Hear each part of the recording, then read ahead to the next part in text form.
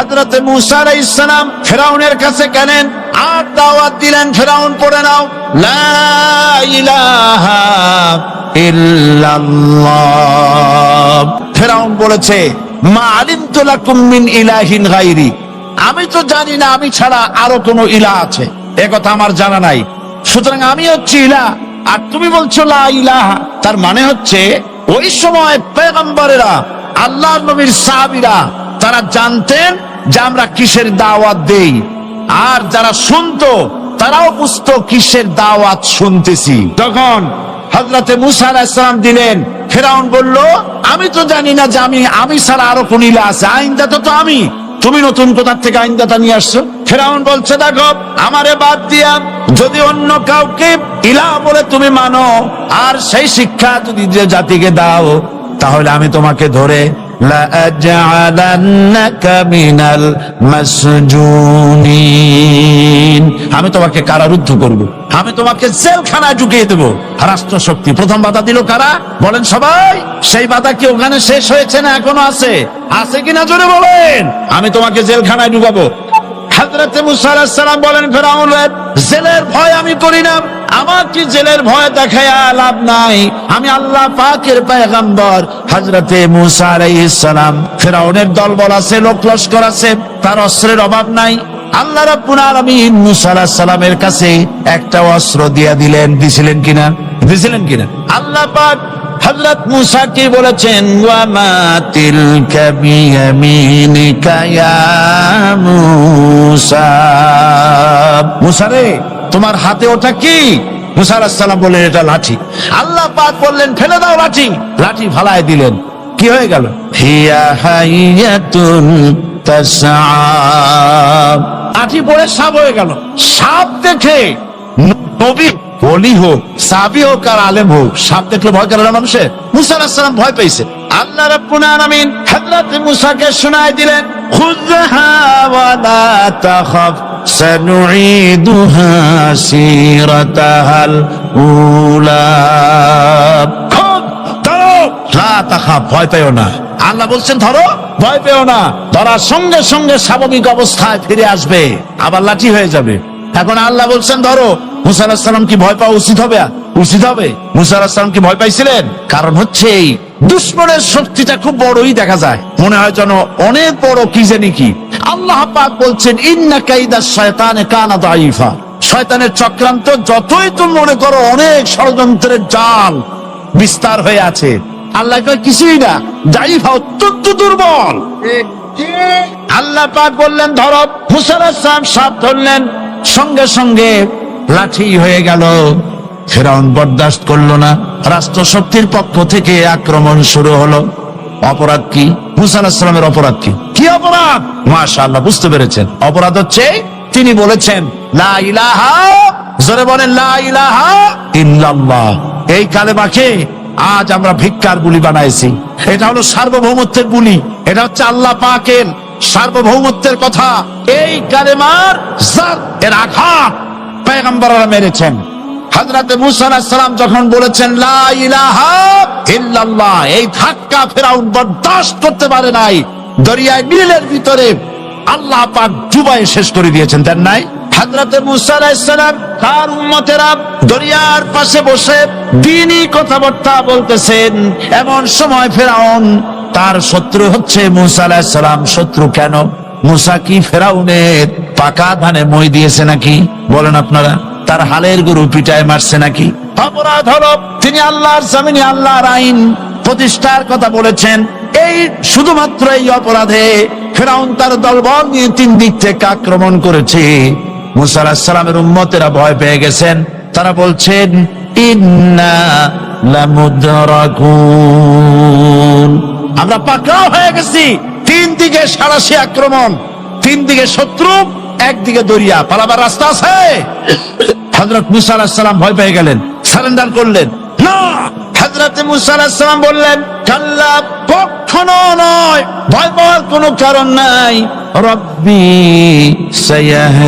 সায়াহদিন, অবশ্যই আমার রব আমার জন্য রাস্তা করে দিবেন, ভয় পাইও না, আমার রব রাস্তা করে দিবেন। আল্লাহ রাব্বুল আলামিন হযরত মুসা আলাইহিস সালামকে অর্ডার করলেন, হাতের লাঠি দিয়া দরিয়ার উপরে আঘাত করো। হযরত মূসা আলাইহিস সালাম দরিয়ার উপর আঘাত করলেন। রাস্তা ছিল দরকার একটার, এক বাড়িতে আল্লাহর হুকুমে লাঠি দিয়ে একটি আঘাত করার সঙ্গে সঙ্গে হযরত মূসার তার সঙ্গী সাথী দরিয়া পার হওয়ার জন্য দরিয়ার মধ্যে দিয়ে আল্লাহ 12টা রাস্তা পয়দা করে দিলেন। সে আল্লাহ আছে না নাই? এত আসতে বলেন কেন? ভয় পাওয়ার কারণ আছে। রাষ্ট্র শক্তি বাধা দিয়েছে সমস্ত নবীদেরকে। কেন? নবীদের চরিত্র খারাপ? জোরে বলে, নবীদের চরিত্র খারাপ? নবীদের চাইতে মাসুম বেগুনাহ উন্নত চরিত্রের মানুষ আল্লাহর আকাশের নিচের জমিনের উপরে আর হয় নাই। নেতা হচ্ছেন সেই ব্যক্তি যিনি বলেছেন, ও আমার স্ত্রীরা, ও আমার সাহাবীরা, রাতের আধারে আমার মধ্যে যা আচরণ দেখতে পাও, দিনের আলোতে আমার মধ্যে যা দেখতে পাও, সবগুলি খুলে খুলে মানুষের কাছে বলে দাও। তার নাম বিশ্বনবী মুহাম্মদ রাসূলুল্লাহ সাল্লাল্লাহু আলাইহি ওয়াসাল্লাম। ইসলামের মূল দাওয়াতটা হলো ফিতরাত অনুযায়ী দাওয়াত দেওয়া হয়েছে। মানুষ যেন মাথা নত করে, গোলামি করে। এজন্য আল্লাহ রাব্বুল আলামিন বলেছেন যে আমি মানুষ এবং জিনকে সৃষ্টি করেছি। তার কারণটাই হলো মা খালাকতুল জিন্না ওয়াল ইনসা ইল্লা লিয়াবুদুন। মানুষ আর জিন জাতিকে সৃষ্টি করা হয়েছে ইবাদতের জন্য, গোলামির জন্য। ইবাদত আর গোলামি এটাই করতে হবে, গোলামি করতে হবে, দাসত্ব করতে হবে। আর এই দাসত্ব, আল্লাহর আনুগত্যই গোলামির দাওয়াত দিয়েছেন দুনিয়ার সব নবীরা। কোন নবী বলেন নাই যে আমার গোলামি করো? কেউ বলেছেন? বলেন জোরে, কেউ বলেছেন? আল্লাহ পাক বলেন, ওয়ালাকাদ বা'আসনা ফি কুল্লি উম্মাতির রাসূলা আন ইবুদুল্লাহা ওয়াজতানিবুত তাগুত। প্রত্যেক জাতির জন্য আমি রাসূল প্রেরণ করেছি। তারা মানুষকে দাওয়াত দিয়েছেন এই কথা বলে যে এক আল্লাহর গোলামি করো, তিনি ছাড়া কোনো ইলাহ নাই, আইনদাতা নাই, বিধানদাতা নাই। তার গোলামি, তার সামনে মাথা নত করে দাও। নামাজ হচ্ছে তাওহীদের অবশ্যম্ভাবী এক বহির্প্রকাশ। তাওহীদের জন্য তাওহীদবাদী মানুষ যারা, তাদেরকে নামাজ আদায় করতেই হবে। আকীদা বিশ্বাসের দিক থেকে তাওহীদ যদি হয় পুরা দ্বীনের মূল উৎস, তাহলে আমলের দিক থেকে নামাজ হচ্ছে পুরা দ্বীনের মূল ভিত্তি। নামাজ হচ্ছে আমলের মূল ভিত্তি। এর বাস্তবায়ন ছাড়া দ্বীন পূর্ণ হয় না। নামাজ মুমিনের কেবলমাত্র একটি উত্তম আমলই নয়, বরং নামাজ হচ্ছে ইমানের মূল ভিত্তি। যার কাছে নামাজ নাই তার কাছে কিছুই নেই। রাসূল করিম সাল্লাল্লাহু আলাইহি ওয়াসাল্লাম বলেছেন যে নামাজ যে ব্যক্তি পড়ে না, আল্লাহ পাকের সাথে তার কোনো সম্পর্ক বাকি থাকে না। সুতরাং এই নামাজটা হচ্ছে এই যে একমাত্র একাগ্র চিত্তে আদবের সাথে আল্লাহর সামনে রুজু হয়ে যাওয়া। কোরআনে কারীম বলছে, মুনিবিনা ইলাইহি ওয়াত্তাকুহু ওয়া আকিমুস সালাতা ওয়া লা তাকুনু মিনাল মুশরিকিন। তোমরা আল্লাহর দিকে রুজু হয়ে যাও এবং তাকে ভয় করে অন্যায় কাজ থেকে বিরত থাকো, আর নামাজ কায়েম করো। মুশরিকদের অন্তর্ভুক্ত হয়ে যেও না। নামাজ কায়েম করা, নামাজের আদেশ কোরআনে কারীমের মধ্যে আল্লাহ পাক বহু জায়গায় করেছেন। ঈমানের পর নামাজই হচ্ছে সবচেয়ে বড় জরুরি।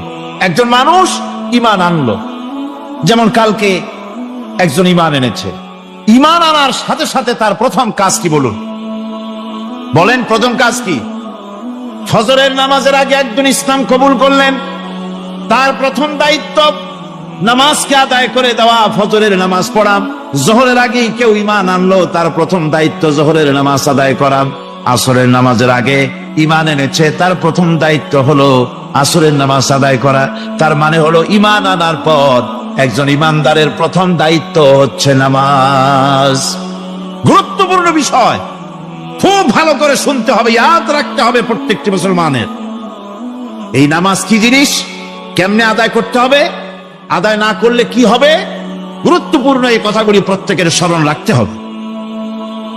কিয়ামতের দিন মানুষ যে জাহান্নামে যাবে, জাহান্নামের জন্য, জাহান্নামে যে সব কারণে যাবে, তার মধ্যে বড় কারণ কালকে বলেছিলাম, দেখি মনে আছে নাকি? বড় কারণ কয়টা? কয়টা? আলহামদুলিল্লাহ মনে আছে। আল্লাহ রাব্বুল আলামিন বলেন, ইয়াতাসাআলুনা আনিল মুজরিমিন, কিয়ামতের দিন অপরাধীদেরকে জিজ্ঞেস করা হবে, মা সালাকাকুম ফি সাকার, জাহান্নামে কেন আসছো?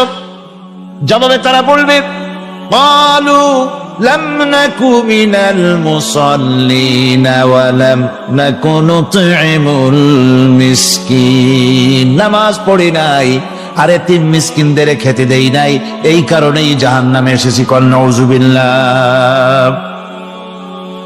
নামাজ যারা পড়বে না জাহান্নামে যেতে হবে। কোথায় যেতে হবে? আকীদাগত দিক থেকে ঈমান হলো তাওহীদের স্বীকৃতি, আর আমলের দিক থেকে নামাজ হচ্ছে তাওহীদের বহিঃপ্রকাশ। আপনি মুসলমান তা প্রমাণ হবে নামাজ দিয়ে। নামাজহীন ঈমানের দাবি মূল্যহীন। যার নামাজ নাই তার ঈমানের দাবি করার কোনো মূল্যই নেই।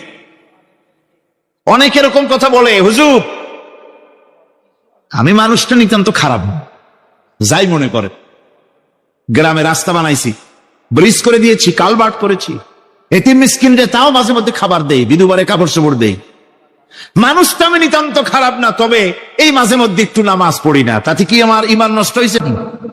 আমি বলি, ভাই ঈমানই তো নাই, নষ্ট হবে কি? ঈমান থাকলে না নষ্ট হবে? ঈমান নাই। সুতরাং একজন মুসলমান যদি নামাজ না পড়ে নিজেকে মুসলমান বলে দাবি করার কোন হক তার নাই, দাবি করার অধিকার নাই। নামাজ হচ্ছে জিন্দেগি, নামাজটাই মূলত জিন্দেগি। নামাজটা কি? জিন্দেগি।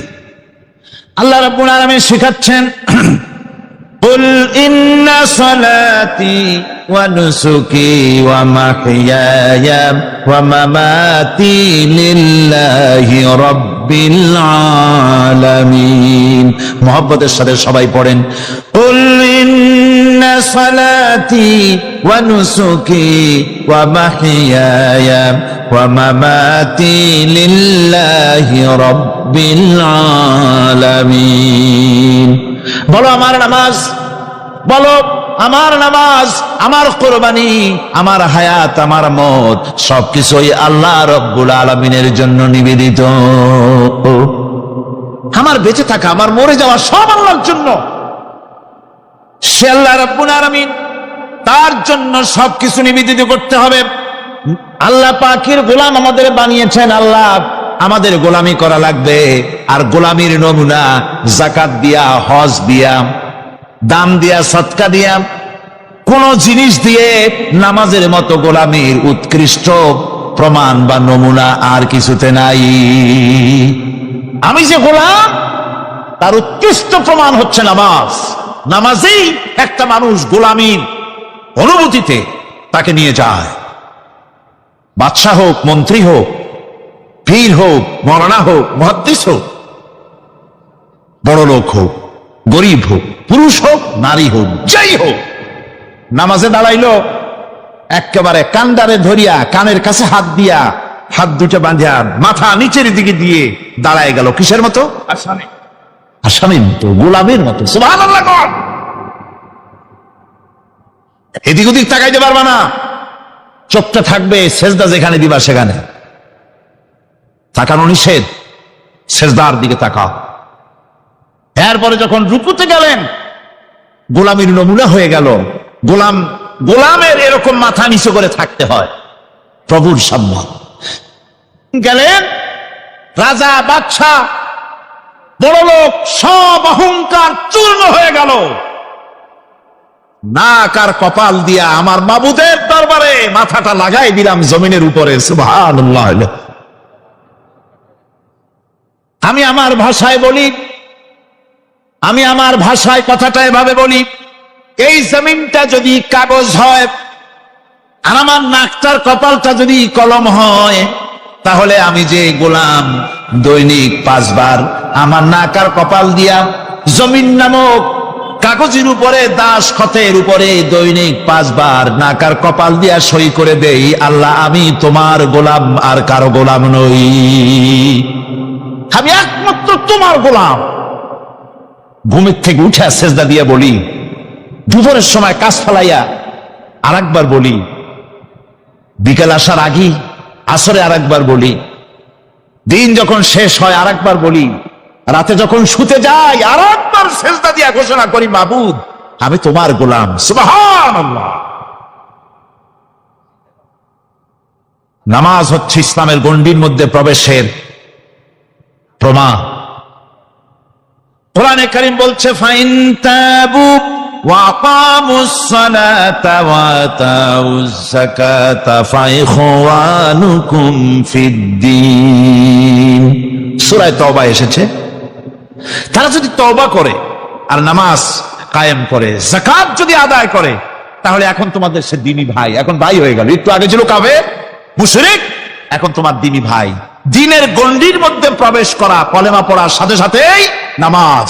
নামাজ হচ্ছে দ্বীনের প্রধান গেট, দ্বীনের প্রধান তোরণ। দ্বীনের মধ্যে প্রবেশ করার জন্য এই গেট দিয়ে প্রবেশ করতে হবে। সুতরাং এই নামাজের এতই গুরুত্ব দেওয়া হয়েছে। ইসলাম যদি ক্ষমতায় আসে, আল্লাহ যেন এনে দেন, জোরে কোন আমিন। ইসলাম যদি ক্ষমতায় এসে যায়, রব্বুল আলামিন তাফসীরে মাহফিল কোরআন সামনে নিয়ে আশা করে তোমার দরবারে দোয়া করি, এই বিশাল জনসমুদ্রের দোয়া কবুল করো মাবুদ গো, এই বাংলাদেশকে ইসলামের দেশ বানাইয়া দাও।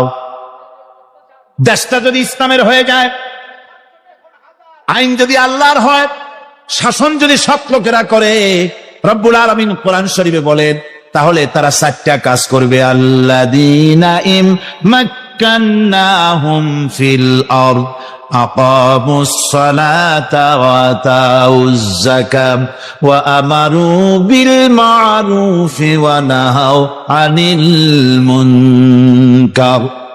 মুমিনরা ক্ষমতা এসে প্রথম যে কাজটা করবে, প্রথমে ক্ষমতা এসেই নামাজ বাধ্যতামূলক করবে। প্রথম কি? ওয়াজ নসিহতে অনুরোধ করা হবে না, বাবাজিরা আল্লাহর রাস্তায় নামাজটা পড়ে না। রেডিও এবং টেলিভিশনের মাধ্যমে রাষ্ট্রপ্রধান অর্ডার করে দিবেন, আজ থেকে বাংলাদেশের 12 কোটি তাওহীদি জনতা, নারী পুরুষ যারা আকেল বালিগ, সকলের জন্য নামাজ বাধ্যতামূলক, নামাজ পড়তেই হবে। এটা অর্ডার। বেলা যখন 1টা বেজে যাবে, বেলা যখন 1টা বাজবে, সমস্ত মসজিদে আজান শুরু হয়ে যাবে। আজানের সাথে সাথে অফিস, আদালত, কল কারখানা, ক্ষেত খামার, শিক্ষাঙ্গন সব ডেডলক হয়ে যাবে।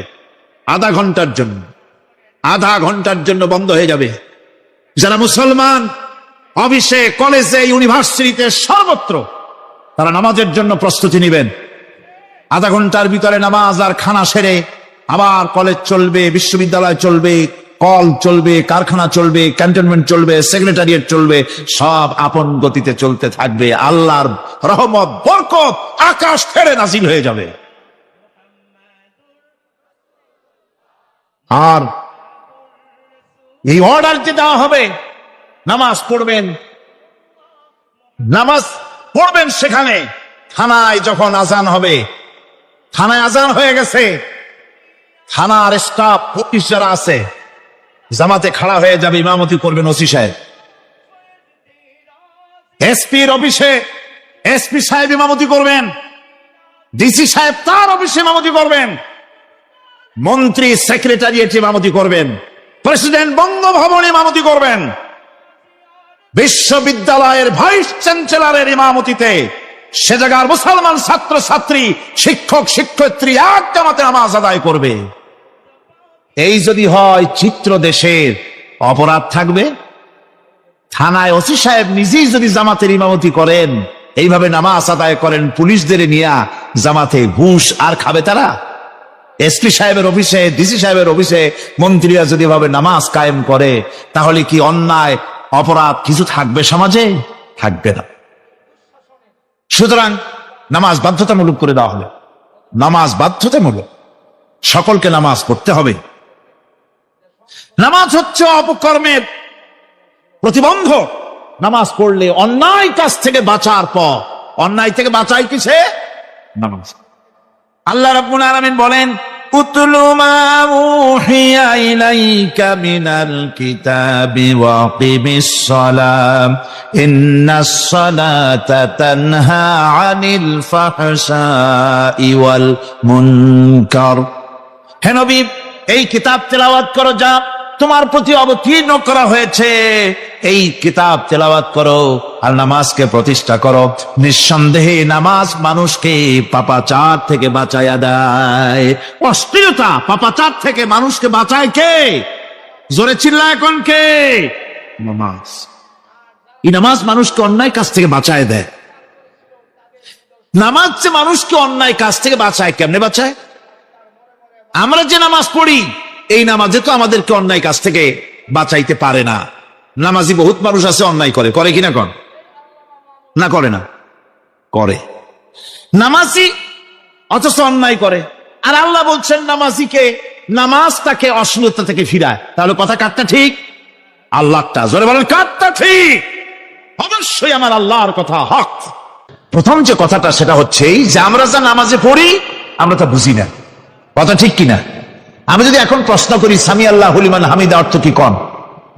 ফার্স্ট ডিভিশনে কয়েকটা লেটার নিয়ে ফেল করবেন এরকম লোক আছেন না নাই? সুবহান রাব্বিয়াল আলা অর্থ কি জানি না। সুবহান রাব্বিয়াল আযীমের অর্থ কি জানি না। দোয়ায়ে কুনুত অর্থ কি জানি না। তাশাহুদ অর্থ কি জানি না। সূরা ফাতিহার অর্থ কি জানি না। এমন কি উযুর মধ্যে কয়টা ফরজ তা অনেকের জানা নাই। কথা কি বেশি বললাম না ঠিক বলছি? একজনের জিজ্ঞেস করলো, মিয়া উযুতে কয় ফরজ?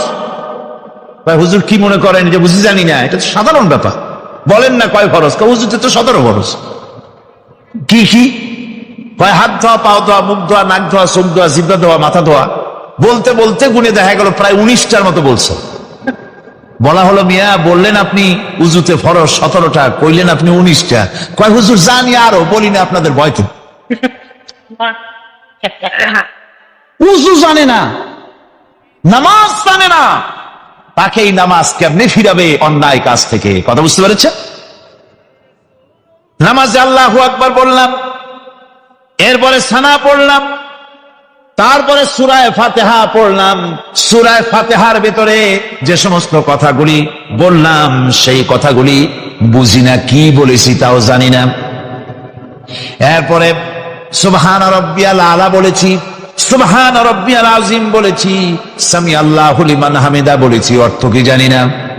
আল্লাহ তা শুনতে পান, যে ব্যক্তি আল্লাহর প্রশংসা করেন তিনি তা শুনতে পান। নামাজের মধ্যে আইডিয়া দেওয়া হচ্ছে, তুমি যে আল্লাহর জন্য নামাজ পড়তেছো, প্রশংসা করতেছো, এটা এমন নয় যে আল্লাহ পাক দেখছেন না বা শুনতেছেন না। তুমি যা বলতেছো, প্রশংসা করতেছো, আল্লাহ পাক তা শুনতে পাচ্ছেন। সামি আল্লাহু লিমান হামিদা, সুবহান রাব্বিয়াল আলা। আমি মহান সর্বশ্রেষ্ঠ আল্লাহ রাব্বুল আলামিনের পবিত্রতা ঘোষণা করছি, আমি তার প্রশংসা করছি। সূরা ফাতিহার কি আমরা বলি আপনারা ব্যাখ্যা দেখে বুঝে নিয়েন, সেগুলি আমি এখানে বলে বাকি কথা সব শেষ করতে পারবো না। নামাজে কি পড়েন সেটা যদি জানতেন, অবশ্যই আল্লাহ রাব্বুল আলামিনের কথা কার্যকরী হয়ে যেত। ইন্নাস সালাতা তানহা আনিল ফাহশাই ওয়াল মুনকার। নামাজ মানুষকে পাপের কাজ, অশ্লীলতা থেকে ফিরাতে পারে। আল্লাহ ইন্না বসায়ছেন, নিশ্চয়ই, বেশক, অবশ্যই নামাজ পাপ থেকে ফিরাবে। কিন্তু কেমনে ফিরাবে নামাজ তো বুঝি না। নামাজ তো বুঝি না, খালি সেজদা দেয় জনমের মতো। আর সেজদা কি? নামাজে যদি দেখে ইমাম দেরি করতেছে, আত্তাহিয়াত পড়তে দেরি হয়ে যাচ্ছে, পিছন থেকে সিগন্যাল মারে, ঠিক কিনা? বেয়াদব, বেয়াদব। তোমার নামাজ, তোমার আত্তাহিয়াত আগে শেষ হয়েছে, তাতে কি হয়েছে? চুপ করে বসে থাকো। ইমামকে কাশি দিয়া সতর্ক করার অধিকার তোমার নাই। যদি ইমামকে সতর্ক করার জন্য কাশি দিয়ে থাকো, তোমার নামাজ ফাসেদ হয়ে যাবে। এটা ফাজলামি করার জায়গা না, এটা নামাজ। এর নাম কি? ধীরে সুস্থে নামাজ পড়তে হবে। অনেকে মসজিদটারে মনে করে জেলখানা। ঢুকতে যত দেরি, বেরোতে পারলে যেন বাসে যান ছটফট করে। সিনেমার মধ্যে গিয়ে ঘন্টার পর ঘন্টা বসে থাকে, খারাপ লাগে না? মসজিদে কেরাত যদি একটু লম্বা পড়ে, পিছনে বসে খালি কি যে করে মনে মনে বলতে থাকে যে ইমাম এমন কাঁচা ছাড়া ছাড়ি না। আর গান যখন শোনে শুনতেই থাকে, কত মজা, ঘুম আসে না। নাউজুবিল্লাহ কোন। সুতরাং নামাজে কি পড়েন সেটা আপনাকে বুঝতে হবে। সঠিকভাবে নামাজ পড়ার পরও যদি কোন মানুষের সঠিকভাবে, ভালো করে শোনেন, সঠিকভাবে নামাজ পড়ার পরেও যদি কোনো মানুষ পাপের থেকে না ফেরে, তাহলে বুঝতে হবে একথা, পানি আর সাবান দিয়া কাপড় ধুলে কাপড়ের ময়লা যাবে, কিন্তু পানি আর সাবান দিয়া কয়লা জনমের মতো ধুইলেও কয়লার ময়লা যাবে না। কথা বুঝে আসছে? এর থেকে আর উত্তম দৃষ্টান্ত আমার কাছে নাই। নামাজ পড়ার পরেও যদি চরিত্র ভালো না হয়, বুঝতে হবে নামাজ হচ্ছে না, কাঙ্ক্ষিত মানের নামাজ আদায় হচ্ছে না। আল্লাহর নবী বলেছেন, যার নামাজ পাপ কাজ হতে ফিরাতে পারলো না, তার নামাজ নামাজি নয়। আবার শুনুন, রাসূল বলছেন, যার নামাজ তাকে পাপের কাছ থেকে ফিরাতে পারলো না, তার নামাজ নামাজ নয়, ওটি নামাজ হয় নাই, যার জন্য তার পাপ থেকে তারে ফিরাইতে পারছে না। আর কিয়ামতের দিন বেনামাজিরা সবচাইতে বেশি অপমানিত হবে। সবচাইতে বেশি অপমানিত হবে কারা? বেনামাজিরা। কিভাবে? ইয়াউমা ইউকশাফু আন সাকিন ওয়া ইউদআউনা ইলাস সুজুদি ফালা ইয়াস্তাতিউন। সেদিন কঠিন সময়, আল্লাহ রাব্বুল আলামিন লোকদেরকে সেজদা করার জন্য বলবেন, কিন্তু যারা বেনামাজি ছিল দুনিয়ায়, তারা সেজদা দিতে পারবে না। বলেন নাউজুবিল্লাহ। অবস্থাটা কি হবে? খাশিআতান আবসারুহুম তারহাকুহুম যিল্লাহ। তাদের দৃষ্টি নিচু হবে, লাঞ্ছনা এবং অপমান তাদের উপরে চেপে বসবে, সেজদা দিতে পারবে না। আল্লাহ আমাদেরকে ক্ষমা করুন। কিয়ামতের দিন হযরত আদম আলাইহিস সালাম থেকে শুরু করে পৃথিবীর সমস্ত মানুষের সামনে আল্লাহ রাব্বুল আলামিন সেজদা করার জন্য অর্ডার করবেন। যারা নাকি বেনামাজি, ওরা আল্লাহর দরবারে সেদিন সেজদা দিতে পারবে না, লাঞ্ছিত, অপমানিত হবে। যারা কন নাউজুবিল্লাহ। নামাজ, মুমিনের নামাজ একরকম, মুনাফিকের নামাজ হলো আর এক রকম। মুনাফিকরাও নামাজ পড়ে, পড়ে কিনা কন? মুনাফিকেরাও নামাজ পড়ে। মুনাফিকেরা যখন নামাজ পড়তে যায়, আল্লাহ রাব্বুল আলামিন বলতেছেন, ওয়া ইযা কামু ইলাস সালাতি কামু কুসালা। মুনাফিকেরা যখন নামাজ পড়তে দাঁড়ায়, নামাজে আসে ঠিক তারা, কিন্তু নামাজের জন্য দাঁড়ায় খুব শৈথিল্য ভারে, শৈথিল্য ভাবে দাঁড়ায়, কাহিলি, সুস্তি, এ জায়গা চুলকায়, পায়জামা ধরে টান দেয়, টুপিটা ঘুরে আয়, এদিক ওদিক তাকায়। মুনাফিকের নামাজ দেখলেই ঠিক পাওয়া যায় যে বেটা মুনাফিক। এইভাবে সে দাঁড়ায়। তার নামাজটা কি জন্য? ইউরাউনান নাসা ওয়া লা ইয়াযকুরুনাল্লাহা ইল্লা কালিলা। তাদের নামাজ হচ্ছে মানুষকে দেখাবার নামাজ। নাউজুবিল্লাহ। এখন দেখবেন এই মৌসুম আসছে, নামাজের মৌসুম, বেনামাজিদের নামাজের মৌসুম। জনসভা হচ্ছে, নির্বাচন আসতেছে, নামাজে রক্ত হয়ে গেছে, তাড়াতাড়ি আজান হয়ে গেল, টুপি না থাকলে রুমাল একটা মাথায় দিল, উজু আছে কি না আছে, আল্লাহু আকবার, যা আছে কপালে হয়ে যাক। মানুষকে দেখাবার জন্য এরা নামাজ পড়ে। এরা আল্লাহর শরণার্থে নামাজ খুব কম লোকই পড়ে। এরা হচ্ছে মুনাফিক।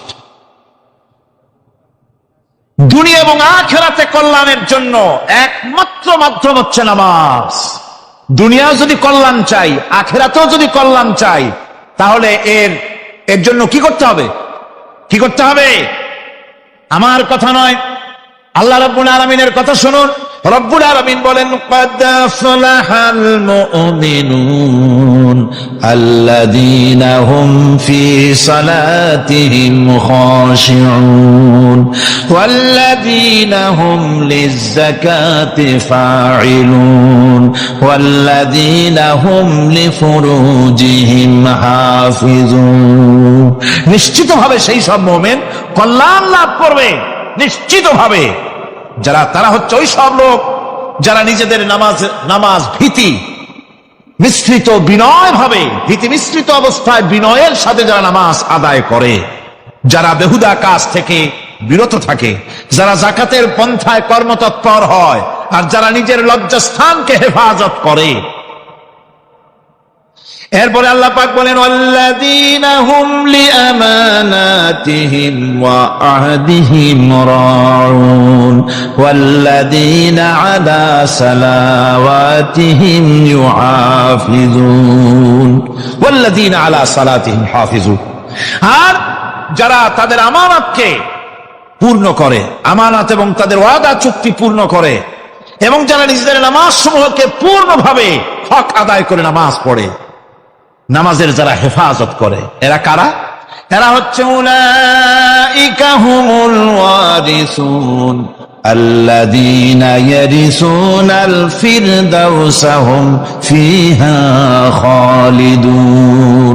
এরা হচ্ছে সেই সব লোক, এরা উত্তরাধিকার হচ্ছে জান্নাতের উত্তরাধিকার, জান্নাতুল ফিরদাউসে আল্লাহ রাব্বুল আলামিন এই গুণ বিশিষ্ট লোকদের জন্য জায়গা করে দিবেন। জোরে কোন সুবহানাল্লাহ। নামাজকে পড়তে বলা হয়নি, কোরআন শরীফে বলা হয়েছে নামাজ কায়েম করো। কি বলা হয়েছে কন্ত দেখি? নামাজ কায়েম করো, নামাজ পড়ো। এই কথা কিন্তু কোরআন শরীফে কোন জায়গায় আছে নাকি? এখন কায়েম করা কারে বলে? একটা গুরুত্বপূর্ণ আরেকটি বিষয়, নামাজ কায়েম করতে বলা হয়েছে। কায়েম কি? কায়েমটা হচ্ছে দৃষ্টান্ত স্বরূপ বলা যায় যে জিনিসটা সমাজে প্রতিষ্ঠিত আছে ওইটারে বলে কায়েম হওয়া, আর যেটা প্রতিষ্ঠিত নাই ওটা কায়েম নাই। কায়েম মানে হলো প্রতিষ্ঠিত থাকা। যেমন আমাদের দেশে, আমাদের সমাজে নারী পুরুষ শিশু বৃদ্ধ সকলেই কাপড় পরা, শাড়ি পরা, লুঙ্গি পরা, এই কাপড় পরাটা কায়েম আছে, প্রতিষ্ঠিত আছে না নাই? যার কারণে কাপড় পরা সমাজে কায়েম আছে বলে উলঙ্গ মানুষ সমাজে খুঁজে পাওয়া যায় না, পাগল ছাড়া। ঠিক কিনা? একটা বাচ্চাকেও যদি উলঙ্গ হতে বলেন এখানে, 5 বছর 6 বছরের একটা বাচ্চাকেও, সে কিন্তু রাজি হবে না। ঠিক কিনা? যেহেতু কাপড় পরা সমাজে প্রতিষ্ঠিত আছে, সেহেতু উলঙ্গ মানুষ পাওয়া যায় না, কাপড় পরাটাই এখানে প্রতিষ্ঠিত।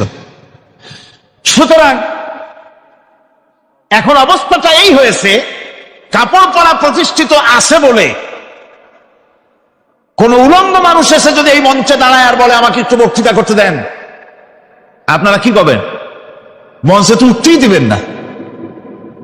উলঙ্গ মানুষ যদি কোনো চাকরি নিতে যায় ইন্টারভিউতে, তাকে লাইনে দাঁড়াইতে দেবে? দেবে না।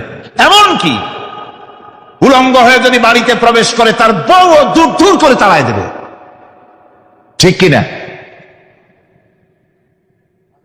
যেহেতু সমাজের ভিতরে কাপড় প্রতিষ্ঠিত আছে, সেই জন্য এই উলঙ্গ মানুষ পাওয়া যায় না। অনুরূপ ভাবে নামাজ যদি প্রতিষ্ঠিত হতো সমাজের ভিতরে, তাহলে বেনামাজি খুঁজে পাওয়া যেত না। চাকরি করতে গেলে সেখানে নামাজ মানদণ্ড হয়ে যেত, নামাজ পড়ে কিনা তা দেখে নেওয়া হতো। বেনামাজি লোক পাওয়াই যেত না যদি প্রতিষ্ঠিত থাকতো। প্রথম প্রশ্নই হতো তুমি নামাজ পড়ো কিনা। ইলেকশনে যদি একজন উলঙ্গ মানুষ এসে দাঁড়ায়, ভাইরা এবার আমার বোতল মার্কা বাক্স, উলঙ্গ মানুষ এসে ভোটে দাঁড়াইছে, আপনারা ভোট দিবেন? দিবেন। ওই যে কাপড় প্রতিষ্ঠিত আছে বলে, লুঙ্গি প্রতিষ্ঠিত সমাজে আছে বলে উলঙ্গ মানুষকে আপনি ভোট দিবেন না। নামাজ যদি প্রতিষ্ঠিত থাকতো সমাজে, বেনামাজি মানুষ যদি এসে মঞ্চে দাঁড়ায়া যতই বলতো আমি ক্ষমতায় গেলে এই করব সেই করব, নামাজ প্রতিষ্ঠিত থাকলে পরে বেনামাজিরে কেউ ভোট দিত না। নামাজ যদি প্রতিষ্ঠিত থাকতো তাহলে অফিসের অফিসার তো দূরের কথা, বেনামাজি অফিসের ঝাড়ুদারের চাকরিও তার কিসমতে যুক্ত না যদি নামাজ প্রতিষ্ঠিত থাকতেন। এর নাম হলো নামাজ কায়েম হওয়া। নামাজ কায়েম থাকলে এই অবস্থার সৃষ্টি হতো।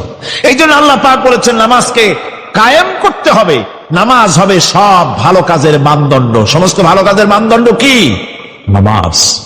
নামাজ আমাদেরকে বড় রকমের শিক্ষা দেয়। কি শিক্ষা দেয়?